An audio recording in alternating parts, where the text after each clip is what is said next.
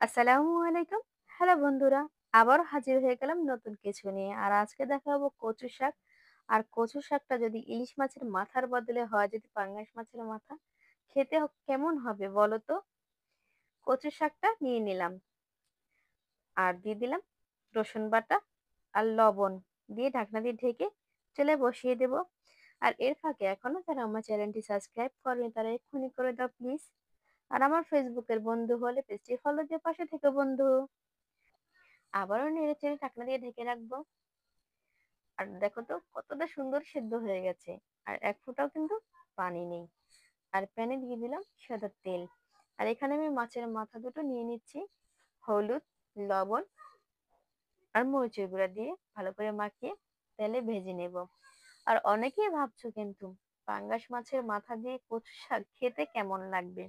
না বন্ধুরা, খেতে কিন্তু দারুণ লাগে। খেয়ে দেখবে কিন্তু অবশ্যই। আবারও নিয়ে নিলাম সাদা তেল। আর তেলের ভিতরে দিয়ে দিলাম পেঁয়াজ কুচি। আর এটাকে লাল লাল করে ভেজে নেব। আর ভাজা পেঁয়াজের ভিতরে দিয়ে দিব আদা বাটা, রসুন বাটা, জিরে বাটা আর দিয়ে দিব কাঁচা মরিচ। আর এখানে কিন্তু আমি গুঁড়ো মরিচটা দেব না। আর দিয়ে দিচ্ছি হলুদ, ধনিয়ার গুঁড়ো, লবণ আর একটু পানি দিয়ে ভালো করে মশলাটা কষিয়ে নিচ্ছি। আর এই রান্নাটা কিন্তু আমার শাশুড়ি মার কাছ থেকে শেখা। মা আর আমি যখন বাড়ি থাকতাম তখন মা আমাকে করে খাওয়াতো। মাছের মাথা দুটোও কিন্তু দিয়ে দিচ্ছি। আর একটু হালকা পানি দিয়ে ভালো করে কষিয়ে নেব।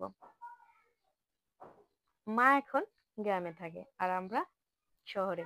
মার এখানে থাকতে ভালো লাগে না। ভালো করে মাছের মাথাটা কষানো হয়ে গেছে। আর এই কষানো মাছের মাথার ভিতরে দিয়ে দিলাম কচু শাক। আর এটাকে ভেঙে চেড়ে ভালো করে নেড়ে চেড়ে নেব।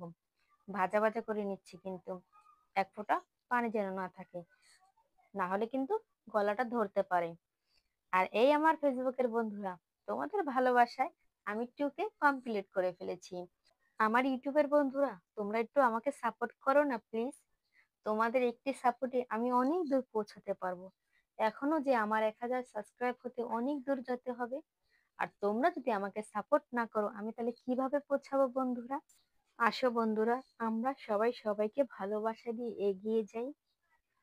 কার পরিবারটা ছোট বা কার পরিবারটা অনেক বড় সেদিকে আমরা তাকাবো না। সবাই সবাইকে ভালোবাসা দিয়ে একসাথে মিলেমিশে এগিয়ে যাব সাফল্যের দিকে। আর আমাদের এই শাশুড়ি বৌমার কচু শাক রান্নাটা কেমন হয়েছে বলো তো? তাও পাঙ্গাস মাছের মাথা দিয়ে কমেন্টে জানিয়ে দিও। আর এই দাঁড়াও, একটি লাইক দিয়ে দাও প্লিজ। ভালো থেকো, আল্লাহ হাফেজ।